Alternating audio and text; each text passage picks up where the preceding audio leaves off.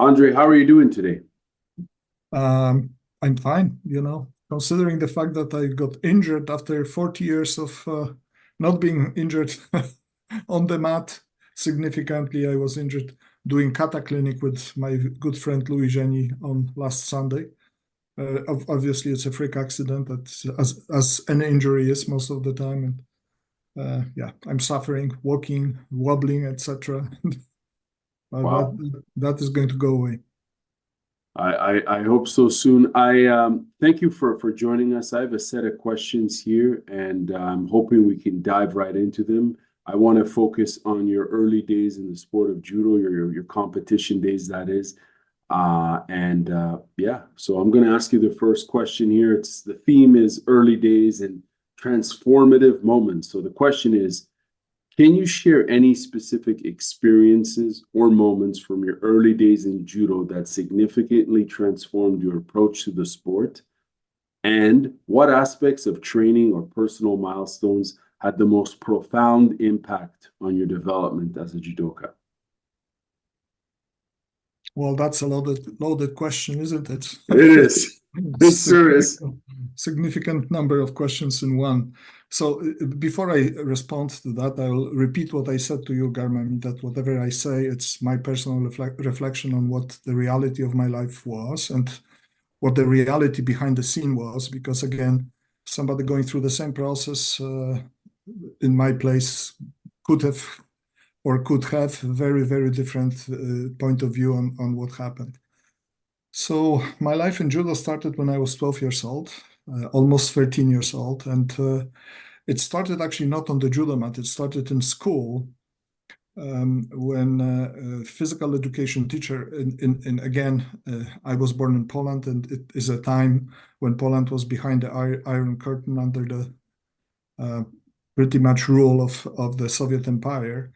And the reality behind the Iron Curtain was very, very different from the reality of the world that we live in today, and the reality of majority of athletes I'm dealing with deal on daily basis, and they have no capacity to understand what was the reality in my youth in my country. So I can give a little glimpse of what it was, but let's talk about the journey in judo. So that was still in my elementary school. I was in grade 7 in elementary school, and some of my colleagues in the classroom joined the judo club. And I was born in the town of Bydgoszcz. That's a town of close to 400,000 people in Poland. It's not a very large town, but it's not a small also. And there was only one judo club in town. It was a police judo club. Judo in general, behind the Iron Curtain, was a sport that was practiced either by the police forces or by the army, or at the later stages of development of athletes at the university clubs. So in my town, the judo club was in the police, under police jurisdiction, and those 4 of my colleagues who joined judo club were the classical bullies of the school, not just of my classroom, because the school at that point of time was over 2,000 kids, and it was a very large community. And in just my grade 7, there were six classes of grade 7, so over 200 kids in grade 7 at the same time. And those 4 guys, 4 boys, were famous for bullying everybody around. And I was rather a late bloomer. So I was really small for that age, and I was one of those guys who was frequently bullied by those guys, by my colleagues from my class. They not only that they were colleagues from my class, but they lived on the same street. So we were always running into each other, whatever we did outside of the school hours, etc. And every time I met them, I had to run away. And there were some very horror stories when I had to run away from them, and I got hurt because in where I lived, there was a huge development. This was a new settlement, huge Soviet-style development of high rises, and they were building over and over further streets, and there was a lot of new construction going on. And as you can imagine, for boys of that age, playing in the new construction and was actually a lot of fun, and also a lot of dangerous moments. So I'm not going to go into that. One day at school, our physical education teacher decided that he kind of liked me. I was part of the school team for so-called agility drills. There was nationally televised actually competition for schools from across the country in so-called the tournament of the white bear. The winner of that tournament at the end of the school season would get a huge, not live but mascot white bear, and I was part of the team of our school. That was pretty much agility games, variety of different relays on variety of different objectives was to go as fast as possible and do all the exercises necessary, and I was pretty good at that.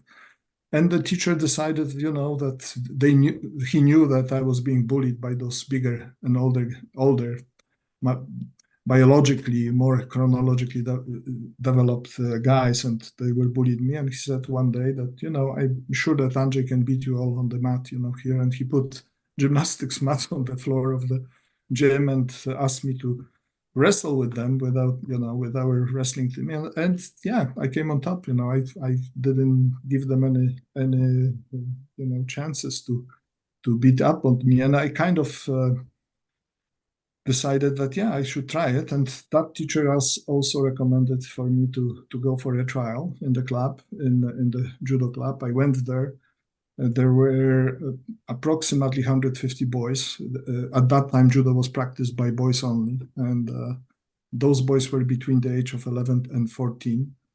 And we were put in line based on the height, and that was an inline tournament. So everybody was fighting the next in line. And until you won, until you lost, you continued fighting. And I won 4 matches in that line, not being prepared. And at the end of the day, I was asked by one of the coaches to join the judo club, and I was asked questions, how well were my parents and whether they can afford to do judogi for me, because judogi was not something that you could purchase.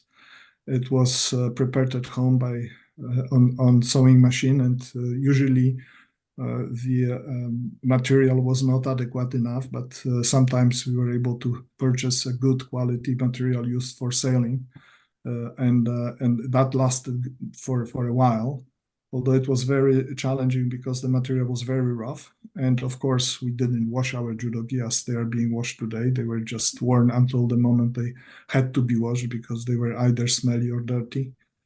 And and they left marks on the neck after every training session because they were very sharp, and there was not the proper color on the judo. So I was 12 years old, and I joined that judo club. And after 1 year of really harsh training from the very beginning, very few boys from that initial group were left, and we were connected with another group of boys who started judo in a different part of town in a school. And those boys were actually already 3 years in judo. They were the same age as us. They were still, below cadet age, but they had much more experience, and they were trained actually by a proper coach, by a judoka, while we were trained for the first year by a coach that actually was a gymnast, not a judoka. So he had very limited understanding of real judo. But it was, for me, from the very beginning, it was just like a discovery of something that I fell in love with that from the very beginning, just for the fact that it was never the same. It was just life exercise that brought joy. Was very challenging, but also not boring under any circumstances. I practiced a little bit of gymnastics prior to that, Also based on the same principle, I was asked at school selection to join a gymnastics club, and I did that for almost a year when I was 11 years old. But I quickly realized that I was first not good enough in comparison to some boys that were there in the club in terms of flexibility and even relative strength. And then I realized also that despite of the fact that I was very small, I was still one of the bigger boys in that environment. And the people who were really good in gymnastics were much smaller than me. So, and the coaches were also very honest, and they said, well, you are going to grow, this is your parents' profile, and you are going to be too big for gymnastics, you better look for something else. So it wasn't immediate, of course, between the gymnastics and judo, but gymnastics for me was not such a great experience. First of all, because I didn't feel like this was something that engaged me really. It was much more, for me, it was boring actually. It was, repetition of the same exercise over and over again. And if you were good at that, then that's okay. You were praised. If you were not good at that, you were asked to do better, and you couldn't, just because your body wasn't ready for it yet. In judo, it was, I didn't realize, of course, at that point of time, I didn't have the capacity to, cognitively evaluate what I was doing. I just enjoyed what I was doing, and that was all that mattered. And it continued, I wasn't successful in competition, although we started competition practically from the first month of training. We were competing in smaller and then greater regions in Poland against clubs from different towns. And I had relative success. I placed on the podium most of the time, but I didn't win anything in particular. I went to my first cadet national championships in year 3, and I lost first match. And I didn't win medal in the national championships until I was 18 years old. So it was a long journey. Wow. And when I won the national championships, it was my first medal in the national championships. It was already at the junior age. I was already 18 years old, and in the last year of my high school at that point of time. And at the crossroads, because at that point of time one had to decide whether you want to continue with your sport career or you want to be serious about going into different fields. In Poland at that time, combining high performance elite sport with some serious university programs was something that was unthinkable. I don't know anybody who was able to do that in Poland, and this was also the common perception in our community. I was pretty smart. I was pretty good at school, and I could and my parents, of course. My parents, another story. My mother was obviously from the very beginning terrified of judo. She thought that this is a brutal endeavor. She came to a few competitions, and she was closing her eyes every time I did something on the mat. And my father was much more open-minded, and he liked it. And as long as I liked it, he would support me. My younger brother also practiced judo. Unfortunately for him, he was eliminated from the sport relatively early by medical evaluation. He was short-sighted, and in Poland, by the way, that's another dimension of the sport system in Poland. Once you got engaged in a sport club, any sport club, from the childhood until the moment you departed from the sport, you were obliged to go through the medical evaluation by specialists. There was a specialized sport medicine clinic in every large city. And at the age of 12, when I started, until the age of 18, every 3 months, I had to be evaluated by a team of specialists. It wasn't one doctor. It was team of, the evaluation lasted all day. And it started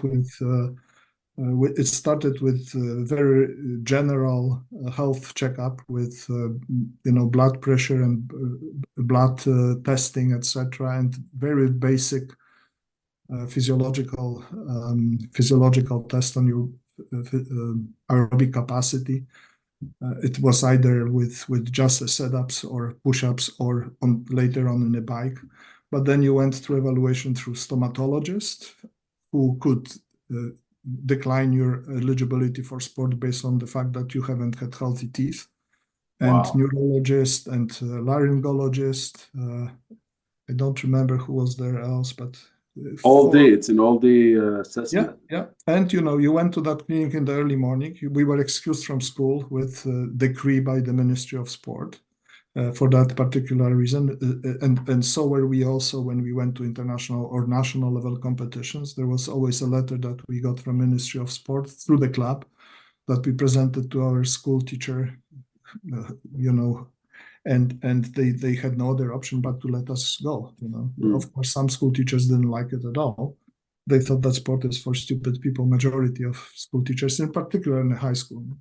Because again, the reality of Poland at that time was that elementary school was obligatory for everybody and was eight classes. And post-elementary school, there was no automatic access to any kind of higher education. If you were a very good student, you had to pass entry exam to be accepted to so-called lycée, like in French. That is a very generic, eclectic educational system that would prepare you to go to the university. If you could also go to technical schools that offered you middle level of education and also trade education at the same time, or you could go directly to a trade school, which would last only 2 years after your elementary schools, after which you were ready to start your job in factory or whatever field you've chosen. But to go to university, you had to go through the 4 or 5 years long post elementary education, and after that you had to pass entry exams to be accepted to the university. So it wasn't automatic. It wasn't based on what you had on your at the end of the year, what scores you had, like it is in Canada. Report card. It was, scorecard was not that important. It is similar to what we have in Canada now. When my daughter went to medical school, she had to go to the MCAT and prepare for that and score very high in order to be accepted to medical school, and that's what she did. But majority of the universities don't require that. You have to just present your scorecard, and if you meet the minimum standards, you are accepted to the university. So it was very, very different system. The system was also. Sorry, quick. I think you also got a Did you not get a scholarship to university or something like? Was it high school? Scholarship is something different that was offered to athletes who accomplished a level of performance that justified them receiving scholarship. So the entire sports system in Poland, at that point of time was if you accomplish a relatively high level of performance, which would be the national team at the junior level, but not, the junior national team involved 4 or 5 or 6 boys per weight division. So it was quite extensive. In 7 weight divisions, you had almost 50 people in the national team. Wow. But if you, at the same time, were already accomplishing something at the international level, like European championships, etc., like which I was lucky to do, you were offered scholarships, or you were offered a variety of different options that you could opt for. Which was either to become on paper police officer, or on paper army officer, or on paper employed by somebody else who was willing to give you money for just being there on paper. And that is how the system functioned. And by the way, not just in Poland. That's the way the system functions even today in majority of the Western European countries like Germany or Netherlands. When you talk about judoka or Italy or France, or they are all employed by somebody, but really they are employed by judo, and until they finish their career, they are being given salary that is consistent with what the other people in that industry would get. But what your real job is really to be an athlete, and that is a very, very different situation from what we experience in Canada even today. even with the carding money that our athletes get, they do not get the same kind of benefits for the future of their lives. Because again, if I stayed in Poland and I would choose to be employed by police for, let's say, 10 or 15 years, I would be entitled to the 10 or 15 years of retirement money after I retire, after age of 60 or 65 or 70 or whatever we choose. So the reality is still very different, and it's still something that in Canada our athletes first of all, majority of them do not realize what they are competing against, because that would be very discouraging. But that's the reality that exists even today. So I just want to go back real quick. Earlier on you spoke about those bullies that you had confronted and in that fight. Are you still in touch with these old friends of yours? Did they go on and do judo by any chance? Oh, they did judo with me, and no, they didn't last long. Again, Right. This reality of judo at that time was that out of the very large number of beginners, the job of the coach was to make sure that only those who can survive, survive. And there was a constant influx of new blood into the system. That was how the system worked on the basic level. And only once you made it, to the higher standard, of accomplishment, you had a chance to survive longer, and you were given some leeway, to how to manage your life, etc. You asked, and I honestly cannot speak to the other part of the question. What was the most, influential moment? Because at that time, when I was a young man, it was just enjoyment, enjoyment, and really the fact that really changed my mind about whether I should pursue the career in judo with more significant goals in mind was when I won the national championships for the first time, and it was actually it happened somewhat unexpectedly and rapidly, because I've experienced a growth spurt and at the age of 17, 18, and it was very dramatic. I moved from 157 centimeters to 182 within a year, and it was a very quick change of my body, and it was very difficult to handle. You grew a foot essentially. Yes. Wow. I grew a foot in less than 2 years, and Wow.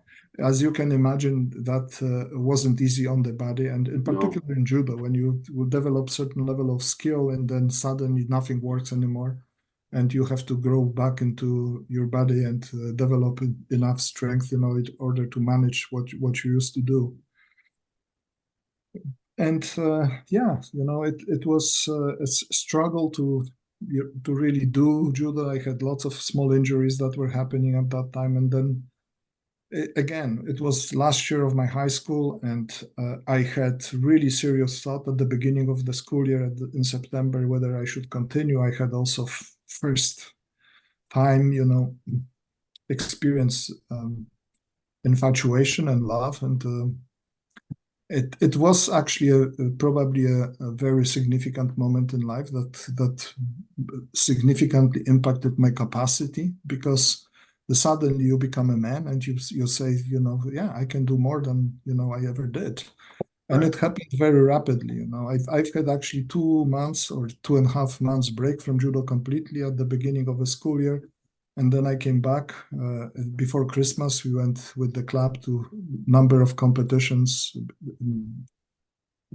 December before Christmas, January, February, and I was winning everything. And I didn't expect that, And I was a junior, and we went to major domestic tournament for the senior competition, and I placed third. And we had, in that weight division, I was competing in 70 kilograms at the time. We had 2 people who were both Olympic medalists, Marian Tawaj and Antoni Zajkowski. And I fought very successfully against those guys. And I said to myself, well, and 2 months later, I won national championships in that weight division in junior. And I wasn't a favorite because there were some really well-established junior athletes in that category already. And, it was a surprise to me. It was a surprise to my coaches in my club. How did you handle it? Were you overwhelmed by it? How did you handle, you said you were surprised. Elaborate on that. I honestly don't remember whether I had to handle it. It was just, I remember I went to school, after we arrived, and my teacher congratulated me. My teacher, who hated the fact that I was doing judo because she thought that I should prepare for medical school, and she was a chemistry teacher, and also she was our classroom teacher. So she was the most important teacher for me at that time, and we had really, really rough relationship until that moment. And she congratulated me and my colleagues and my classmates, etc. It was a really interesting moment for me because it was they always knew that I'm a judoka. I didn't participate in school parties, and there was quite extensive network of friendship, etc. And I haven't had time for it because I trained every day. So how well known was the sport within those who didn't partake in it? How did they understand your sport enough to know that it was a combat sport? It was physically demanding and psychological. It's difficult to say how much they understood about that. But again, at that point of time, Poland was famous for boxing. Poland had really strong amateur boxing program because we didn't even know that professional boxing exists, and we thought that our boxers who are Olympic medalists are the best in the world, and some of them were multiple. They are if they're medaling at the Olympics, absolutely. But you mean they weren't unaware of the professional money making? We were not aware. They probably were aware of that because they live in that world. But then we learned, you hear stories, there was Zygmunt Pietrzykowski, who fought Cassius Clay for the Muhammad Ali in the final of the Olympic Games in Rome in 1964. So I was, of course, a child at that time, but the story of Pietrzykowski fighting Muhammad Ali, and when Muhammad Ali became world champion in the professional boxing, it was not widely advertised, but in the sport world, everybody knew that Pietrzykowski fought Muhammad Ali, and Pietrzykowski was talking about it from time to time that, Muhammad Ali was 18 years old, and he said the first time he hit me, I felt like sledgehammer hit me, and that was, but again, he was a silver medalist in the Olympic Games. He was a huge sports celebrity in Poland, but we had in boxing, we had Jerzy Kulej, we had Gruzin. Those were multiple world medalists and Olympic champions. Kulej was twice Olympic champions and silver medalists in three consecutive Olympic Games. So, and we trained with those guys quite frequently, not on the same mat, but in the same Olympic training centers, in Zakopane in Poland or Setniewo. So we knew those guys. And in the sport world, we knew about the depth of field, etc. For example, we learned very early that classical wrestling also was very strong in Poland, but we learned that they really don't have much of a depth in the competitive environment at the World Championships. While in judo we had already, we went to European Championships, and you had 45 countries, and 3/4 of those countries were strong. There were not easy matches there. And you went to European Championships in wrestling, and you had 5 or 6 guys in the weight division. So there was a significant discrepancy, and we quickly learned about that. And that was also recognized by the society. When there was voting for the Sportsman of the Year at the end of the year, out of all of the sports, the public was very well aware which sport is the depth in field depth is really significant. So, for example, later on, when Waldemar Legin, my colleague, won Olympic Games, he won the national plebiscite for the best sportsman of the year twice, in a row. Nastula, who won also Olympic Games in judo, also won the plebiscite for the national out of all of the sports. The competition was quite significant, but both the press, the media, they recognized the fact that we were competing against really, really high depth. Obviously, we are not comparing ourselves to the depth of soccer or the depth of track and field, 100 meter sprint. Those are the most competitive sports on the planet. Or tennis, where you have one champion, not 7 champions like in judo, or 14 like we have now in different weight divisions. In tennis, the depth of field is definitely incomparably deeper and much more competitive than in any other sports right now. And that is what is recognized by sport journalists and also by majority of the society that is paying attention to sport in general. So it's not based on the fact that I like the sport, even if it's not practiced anywhere else. But for me, this is the #1 sport in the world, and that's okay. But when it comes to voting, there would be an evaluation of who actually is competing against whom and how difficult it is. So, yeah.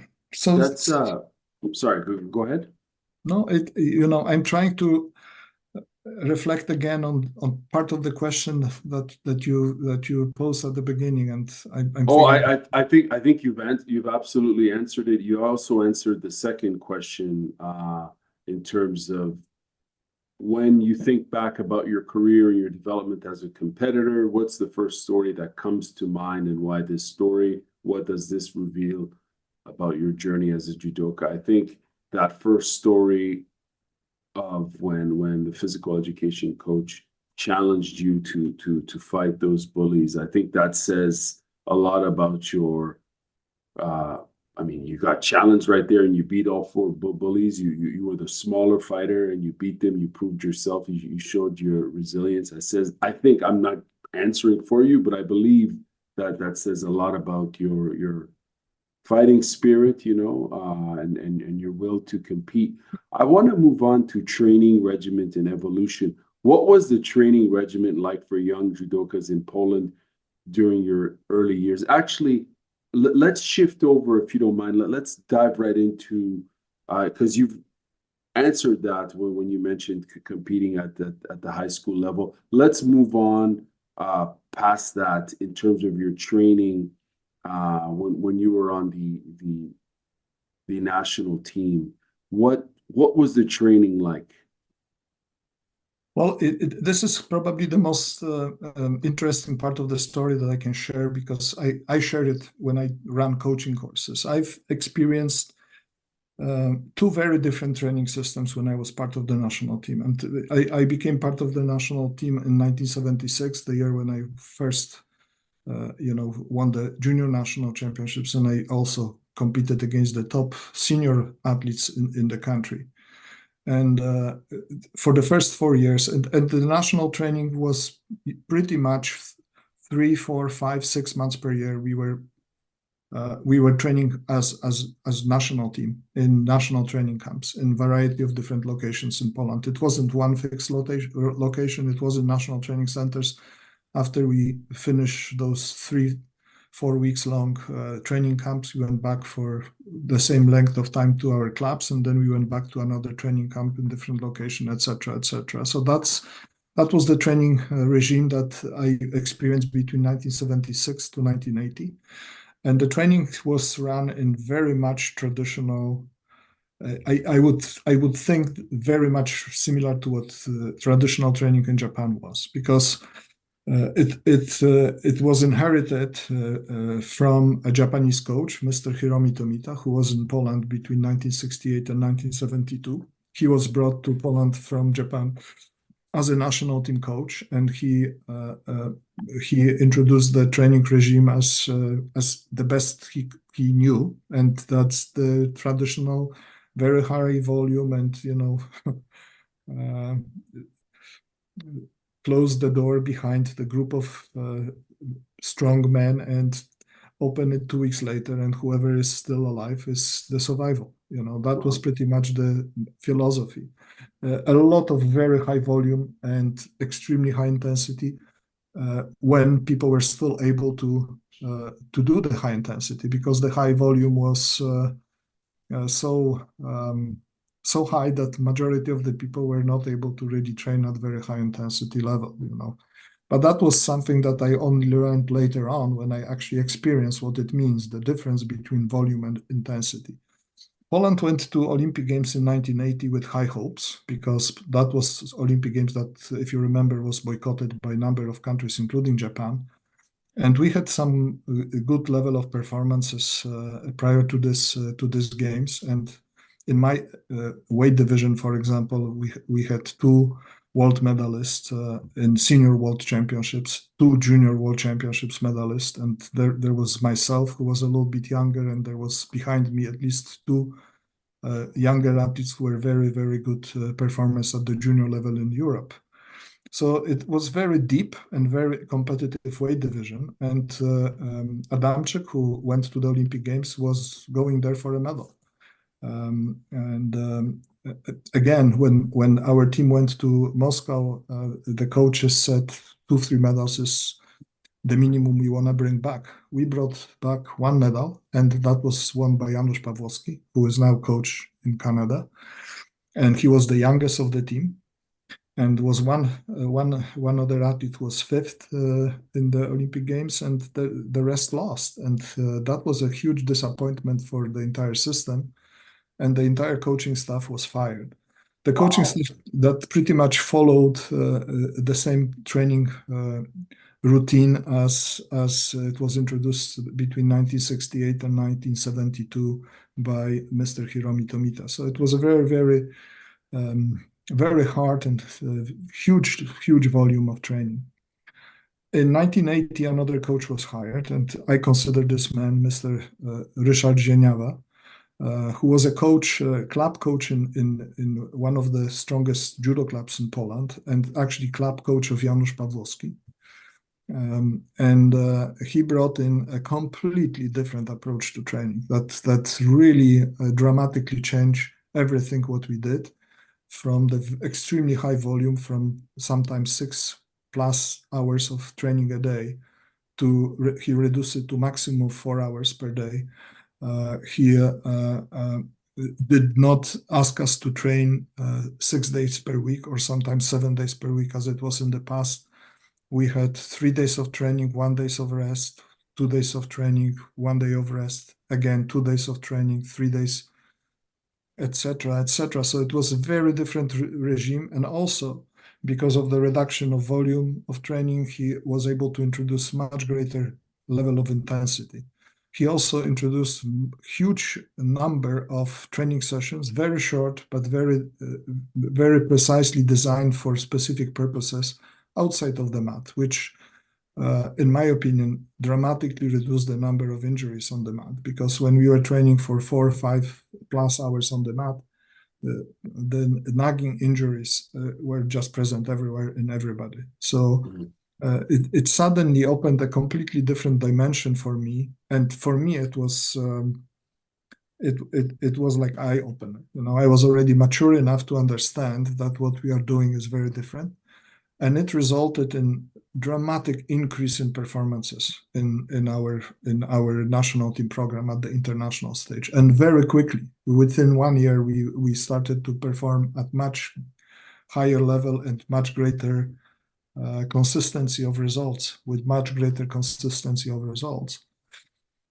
And, you know, the regime of Mr. Zieniawa lasted for over 10 years, and we never had a world champion. With Mr. Zieniawa in charge, we started to have real success at the international stage. You know, Janusz Pawłowski is the example of that, although he never won a gold medal in any of the major events, but a silver medal in Olympic Games, 4 medals in World Championships, 3 medals in European Championships. So it was extremely consistent. Plus, practically in every event we went to, he was on the podium. That was never, you know, and those were not easy events. You know, we were going to the toughest events that were available to us. And then post Janusz Pawłowski came Waldek Legin, who was in my weight division, was one of those younger guys behind my back, and I proudly say my protege because I was living with him in the same room during the training camps for years. And from the early stages when he came on board, when he was still fighting in juniors and was smaller, fighting in different weight division, I recognized the talent of this individual.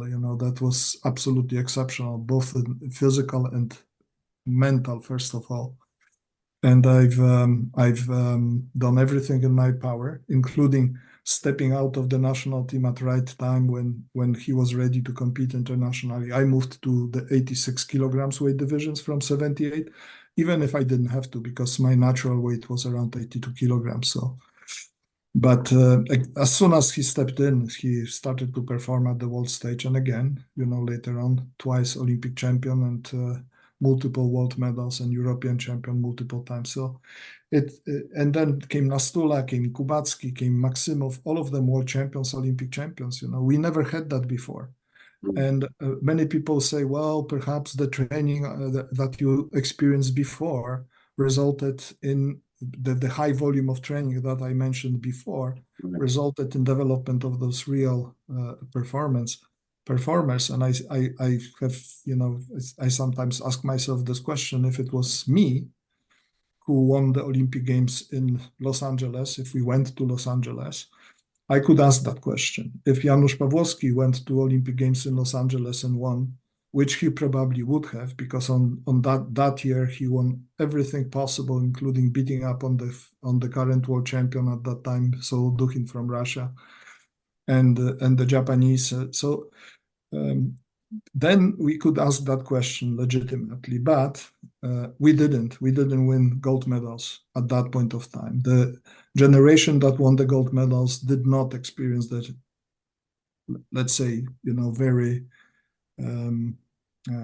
harsh environment of training that was offered prior to Mr. Zieniawa. So I put this entirely this accomplishment I put on as accomplishment of that coach, who, by the way, passed away 2 years ago at the age of 87.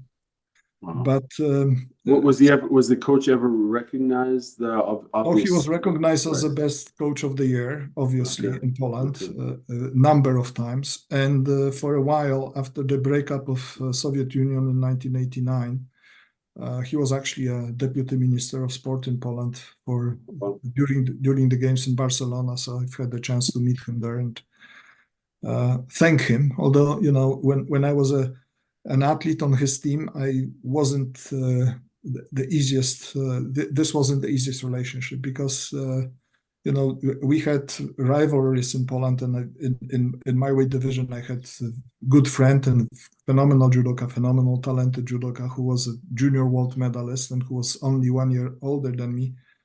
And actually, there were two of them, but one of them quit early. The other one was still competing against me, and I was frequently beating him. And Zieniawa still thought that he has much greater potential to compete internationally than me. And again, it wasn't just his decision. It was a committee of coaches that was doing selection, I was lucky in that sense, that many of them believe that it is me who has greater potential, and I was able to compete. So that's another part of the system, that we were in. The coaches had ultimate powers. If they said, you or you, and not you, you were done. You were finished. You had to have really good relationships, strong support from somebody else in order to survive in the system. What was, just a quick follow-up, if you don't mind me asking, what was the dynamic between, athlete and coach in terms of, I mean, you just said the coach had full power and authority, but what was that like as an athlete, and even the culture as far as in the training room and so on? I think I've asked you this before, but well, it's personal. I think that depends on the personality of both the coach and the athlete. I've kind of I'd at least try to have a good relationship with coaches, and I don't recall any kind of instances when I had animosity that was obvious. I knew about preferences, obviously, because that's not something that you can hide forever. And you hear stories that are happening behind your back, etc. But you don't have much of an impact on what is happening there. So you just get over it. In particular, in my situation, when I started to really compete for the national team as a number one in Poland, I had a family, and that and judo was the way I supported my family. I married at the age of 22, and I inherited 2 kids, and then I added 2 more. So that was one of the reasons the coach really didn't look at me as somebody who should invest money in, because he said to me when I decided to marry my wife, he said, "You are crazy, you are just throwing your career away." Wow. That was his approach to it. He didn't like it at all, but I think he was wrong, regardless of whether he was right or not, whether I could have accomplished something more in sport. I don't think so. I think that the motivation that my personal circumstances forced me to be as good as I could be, and I was. I think I won 5 medals in European Championships, all of them bronze, unfortunately. But not because I've chosen to lose, but because I was facing people who were difficult to beat.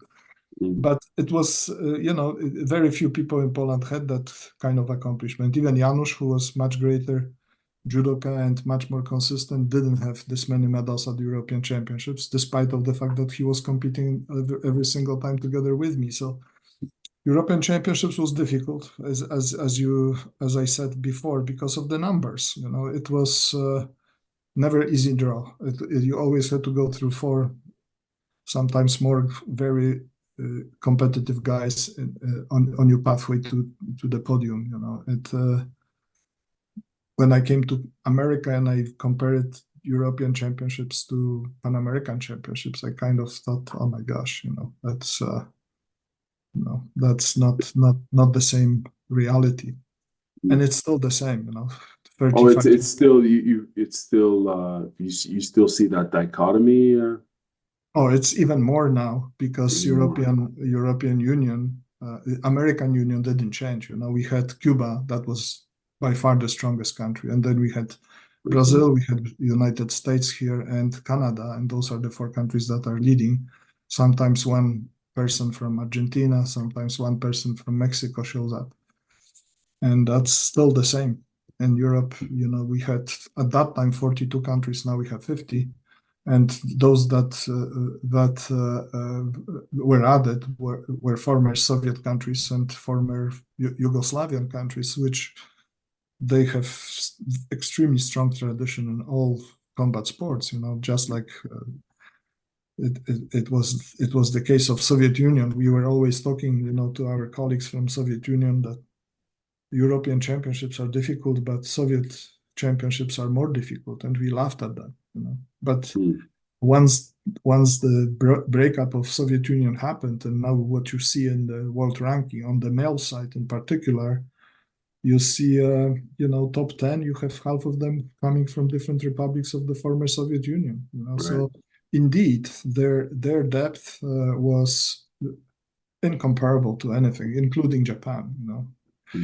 It's I want to go back, if you don't mind, to the you just mentioned earlier on that becoming you became a father at the age of 22. You got married and all that, and you said that did it enhance your ability as a competitor overall? When you look back, was it did it motivate you to strive for more? I'm not sure whether it motivates me to strive for more, but it motivates me to be mature man and to take responsibility for what I have taken responsibility for. Okay. And because judo was this is how I made my living at that point of time. And, Right. And again, I had to move from my hometown because my parents were of the same opinion as my coach. and they didn't support my decision. So, and because it was a professional sport, I was offered a very good option to go to the strongest club in Poland, in Wrocław. That was also a police club. And because I moved from police club to police club, this was a matter of decision making outside of the judo world and sport world. That was one high official of the police forces in the country talking to another. And I Wow. moved in. I was offered a stipend because I've kind of I was obviously I could have joined the police forces in Poland, but I was already at that point of time politically inclined not to support what was happening in the regime of the communist Poland, and my wife in particular, who was from the artistic community, was very much against that, and so I was not a victim, but I was forced to perform at the level that I could support my family with the stipend that I was receiving from the government of Poland, and that was stipend that was pretty much consistent with the good salary of any kind of a person in Poland. But in order to receive that stipend, I had to perform at the European Championships. That was the minimum.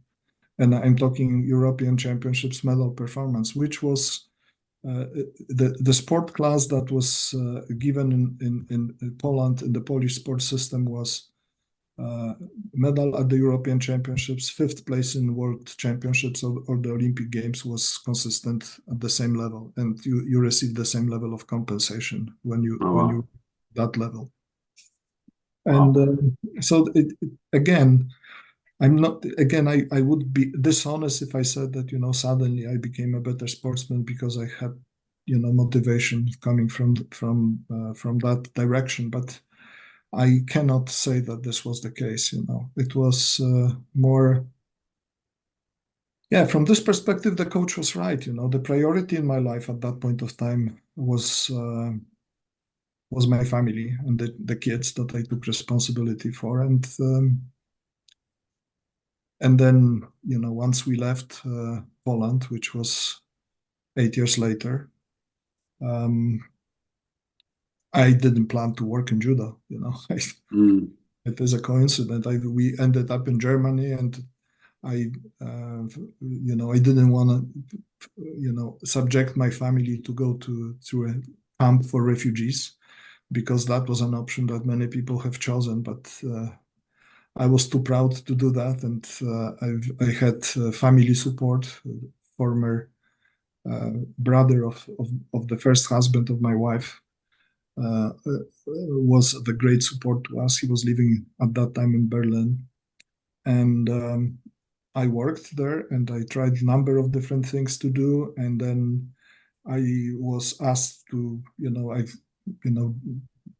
German judoka from Berlin knew that I am in Berlin, so they invited me to do some clinics in their clubs, and actually this was a fantastic time for me, because in a few months I didn't do judo. I healed my body. It was the first time for many years, since many years, that I didn't go on the judo mat, and I worked in a variety of different fields, and suddenly I healed my ankles. I didn't feel my elbows. I didn't feel my shoulders. And then I went back on the mat, and I felt better than ever. I was doing a lot of clinics in Berlin at that time, West Berlin, behind the wall, surrounded by East Germany. There were 16 judo clubs in West Berlin alone. 16? 16 judo clubs. Wow. And so for me, once I went to one, then I went to the second, then I went to Leistungszentrum, which was their regional training center. The athletes got to know me, and the coaches, asked me to come to their clubs, and I started to go there, and I suddenly started to make good money, because they were, very generous for those clinics, and one clinic of 2 hours long was worth more than half a week of work in any other field. So it was. I started to consider, whether staying in Germany would be a good option. But my intention from the very beginning was to leave Europe. I've never trust that the problems that we had in Poland when I left, with the solidarity movement and strikes and constant, questions, and the martial law, and the fact that the Russians were there. Russian army had huge army bases on the Polish soil, if you don't remember, and there were still talks that they can anytime, enter Poland and pacify the entire movement. So I wasn't sure that, I was actually sure that it's not gonna collapse easily. And I was right. It happens now, 30 some years later, but the nature of the beast is still the same. Mm. And it was, in my opinion, that from the very beginning that was not going to end well. So we applied for immigration to Canada from the moment we entered Berlin, and we waited there until we received our permanent residency status while still in Germany. We came to Canada with the permanent residency status. We went through all the process while we were waiting in Berlin, and it was a great experience for me. I learned. I spoke German, rudimentary German when we went to Germany, but in a year and a half when I had to use it on daily basis, I polished that. And do you still speak it? Yeah, I speak Okay. German. Okay. I have two more questions for you because I know our time is running short. I'm really enjoying this. I want to talk about getting into fight mode in terms of mental preparation before a fight. I'm curious to know, during the height of your competition days, how did you mentally and physically prepare for a match? Can you describe your mindset or pre-fight routines and any specific strategies you use to get into fight mode? I'm curious to know, in terms of even the coaches, what sort of guidance they provided as far as that. Not much guidance from the coaches, I must tell you, because this was a system in which it still persists in a number of different jurisdictions, that either you have it or you don't. If you don't, you just go and do something else in life, So there was no such thing as mental preparation, mental training, or special tactical approach, etc.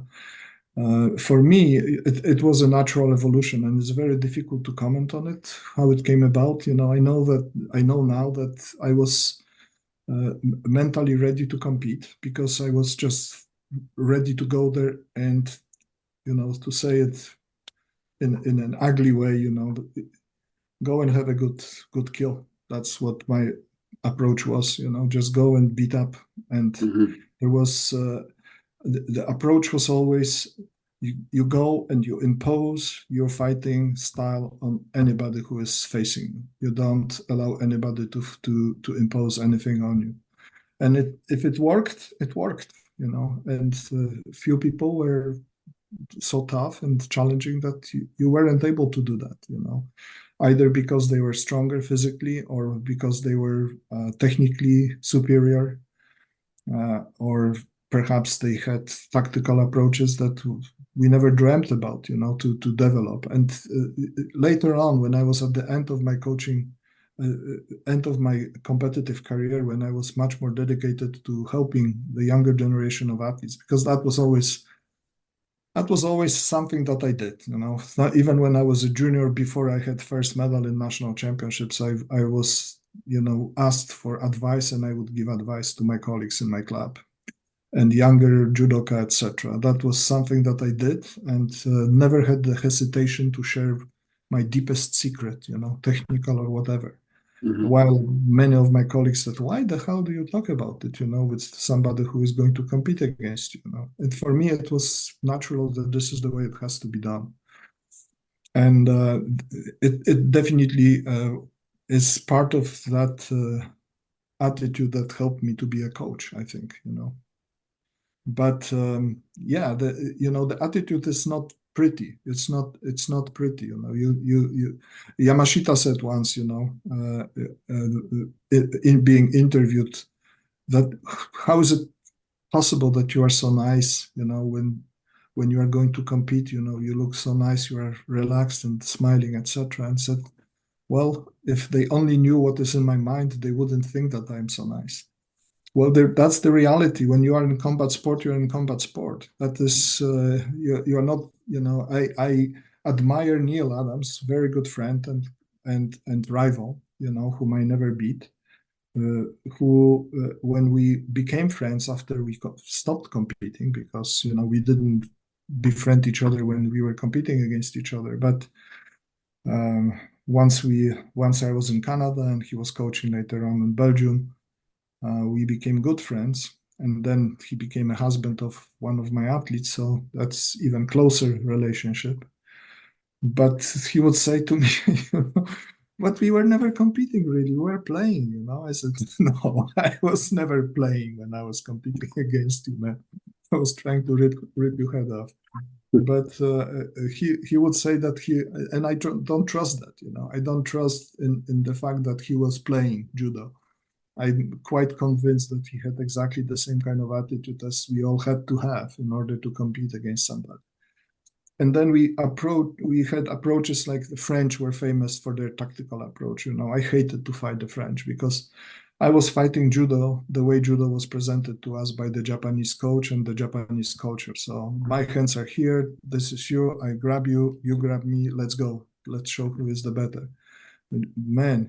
And you fight somebody who is running away from you all the time, breaking the grips, etc., which is today's judo. That's the judo of today.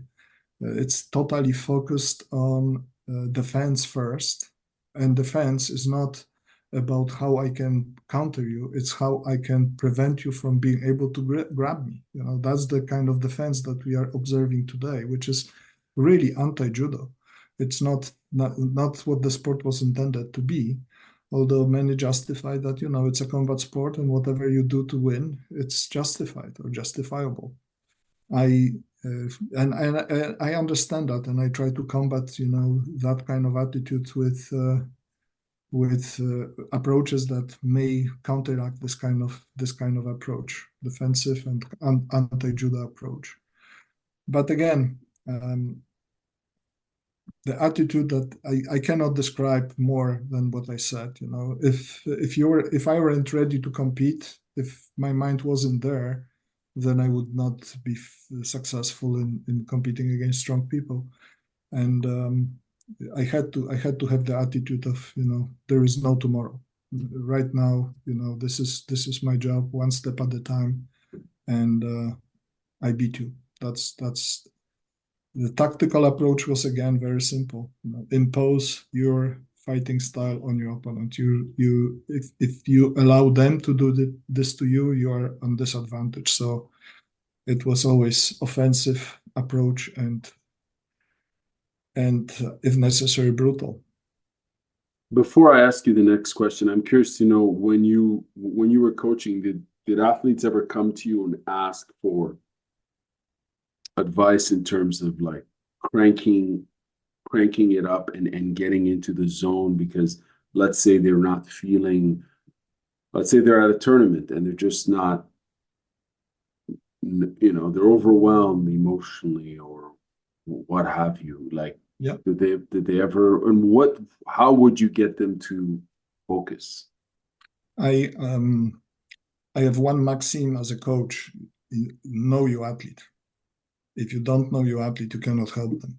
And if you know your athlete, you know what button to push in order for them to get ready for specific situation. That's why I don't believe in coaching of assigned coaches to an event where they go there and they don't know their athletes. That's why what we experience now with our national team, when we have number of coaches and coaches assigned to specific athletes, they have the chance to get to know the athlete and actually get to know the person right outside of their athletic career, because only then you can actually understand what they need and what sometimes with some of the athletes, you have to relax them. You have to push the button that is going to make them for a second to forget that they are going to be in a very stressful situation in a second, and that helps. Some of them need to be pretty much kicked between their legs in order to wake up, because they are not in the moment and they need to be.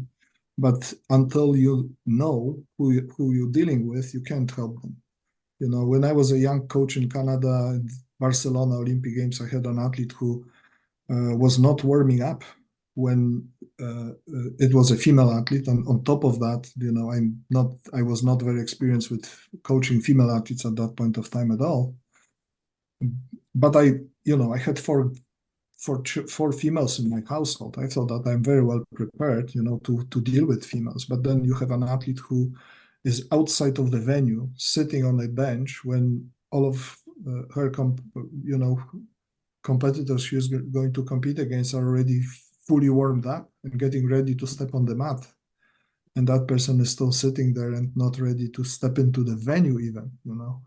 And I try to intervene, and, you know, I'm talking to this person. I say, well, you know, you are going to compete in a few minutes. And she said, yes, I know. Don't worry, I'll be there. You know, I said, but you are not warm up completely, you know.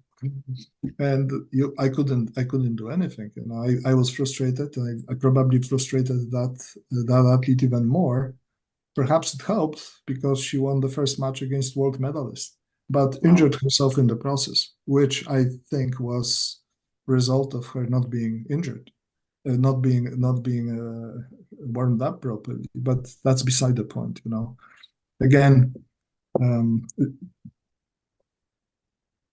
there is no general rule in terms how you can help your athletes. You know, you have to know them. You have to ask the questions, and again, it's probably not one time experience that you need to have with them in order to figure out what can help them. So ultimately, that's what we are trying to do. You know, And again, it also depends on the relationship the athletes has with you as a coach, you know, because it's a two-way sort of exchange, right? Absolutely. You know, if they, you know, if they trust you, they know you, even if you don't know them very well, they will take any advice, and it may work to their benefit. But if they don't respect you, if you don't have authority that is earned but not imposed, then it is a very, very hard task to accomplish. We're getting to our last question here. It's about the competitive experience and rivalries. I'm curious to know, and I think you've answered. You mentioned someone, but I'll ask this question again. Reflecting on your competition days, particularly in the European Championships, who was your number one nemesis on the mats? Can you tell us who he was, whether you managed to beat him, and share a memorable story involving this rivalry? I think rivalries are always interesting in sports, and I'm curious, when you were competing, who was your main rival? I don't have one nemesis because there were too many, you know, in Europe.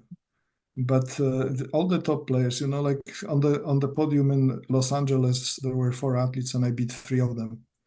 And I didn't beat Neil Adams, who was second, but all the gold medal, the 2 bronze medals, I've beat in my career. And you know, in European Championships, never in the 5 years that I competed in European Championships, but that was only 5 times. I never once competed against the same person. That's how deep Europe was. Wow. You know, and I had usually in European Championships 4 to 5 matches every year. So it's not something that was repetitive because of the depth of the field. You know, in different tournaments, the most common competitor that I competed out of the top level players was Fratica from Romania, whom I competed 5 times, and I beat him 5 times. And he was European champion, he was world medalist, and he was Olympic medalist. And I never had a problem with him. I've competed against Habarelli a number of times in different competitions, and I've beat him once. I lost the rest of the 5 matches. I competed against Neil Adams 3 times, and I lost. But even he didn't remember that we competed 3 times. You know, that's how good he was. He didn't have to remember me. I competed with him for the first time in Junior World Championships in Madrid in 1976. And we competed both in 70 kilograms at that time. And we competed in a repechage because we both lost to Japanese Nishida, who was a world champion. And I lost to Neil Adams in the repechage. But then later on, we met twice, but never in the European Championships again. It's so it's just different reality of that part of the world. One last one, if you don't Again, mind. we didn't compete at that time. We didn't compete, as it is today. You have IGF circuit with 20 plus tournaments a year. Mhm. We were competing 3-4 times per year maximum at the international stage. I had 12 tournaments inside Poland annually. That was standard, 12 tournaments a year. Wow. And then the national team members were competing 3 to 4 times outside of Poland in international events. Plus, if we went to World Championships, European Championships, that was on top of those preparatory tournaments. So it isn't the same reality as we know today in judo, where people can actually, despite of the huge number of competitors, they still run into each other quite frequently sometimes.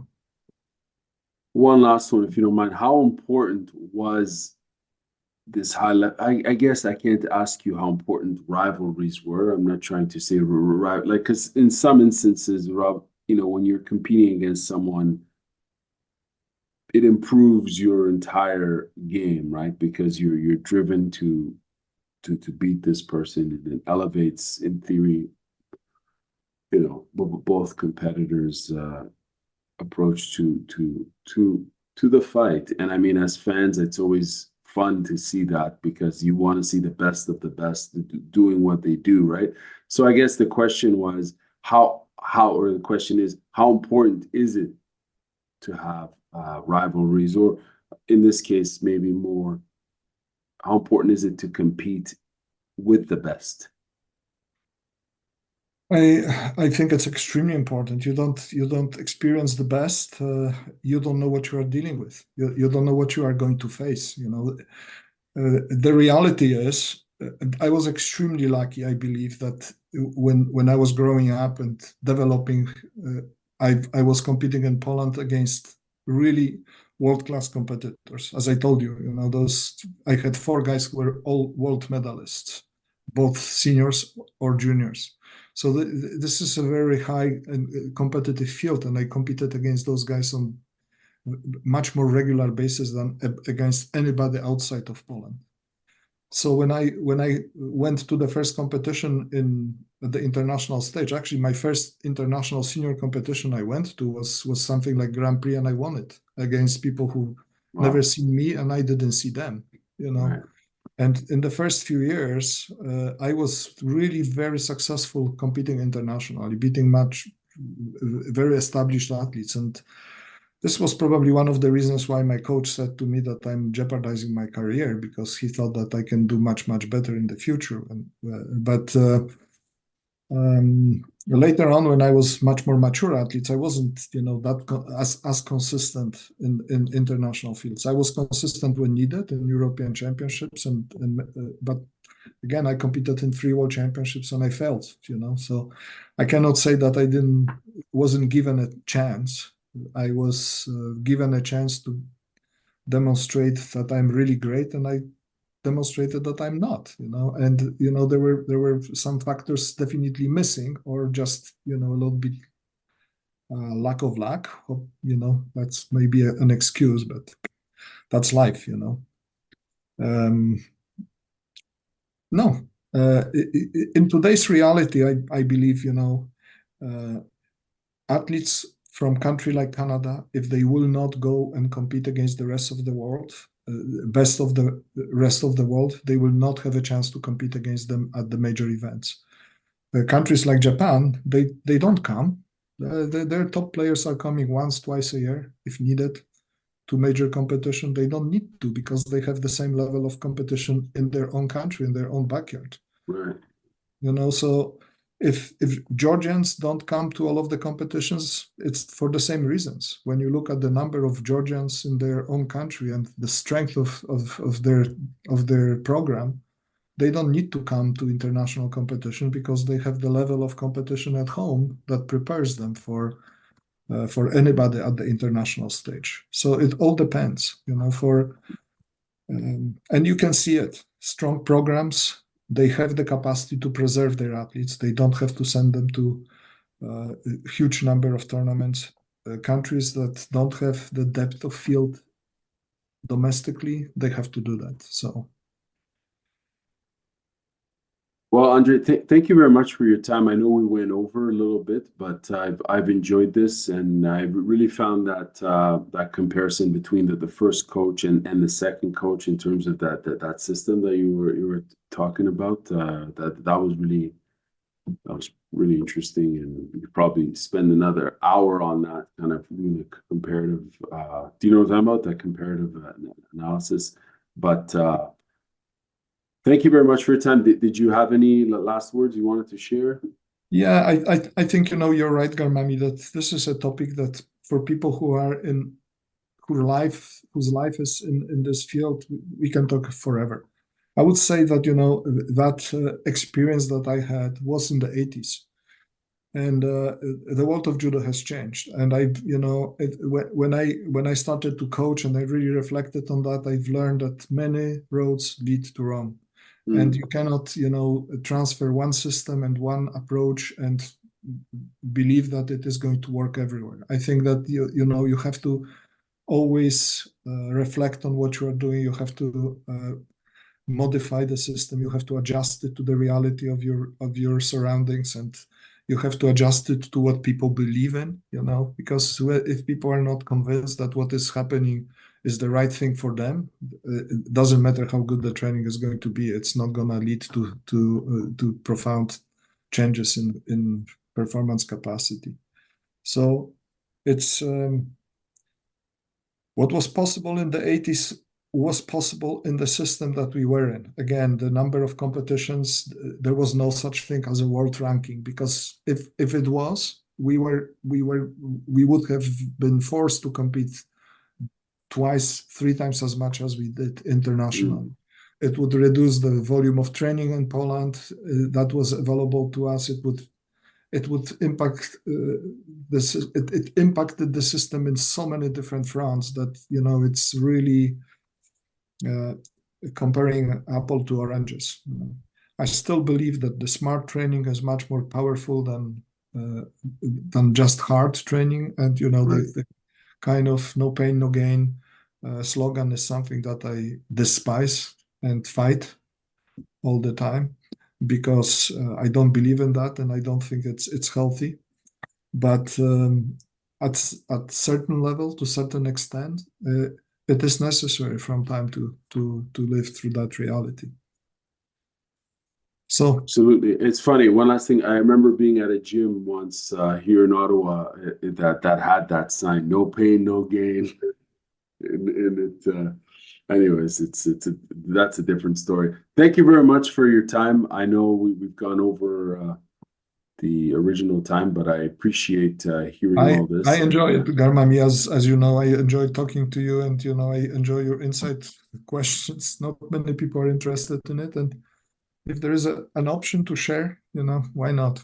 Hey, this is a great learning opportunity. I think everyone who's listening to this has probably learned a thing or two and enjoyed it. So thank you for your time and your willingness to share. Well, my pleasure, Garmamie. Anytime.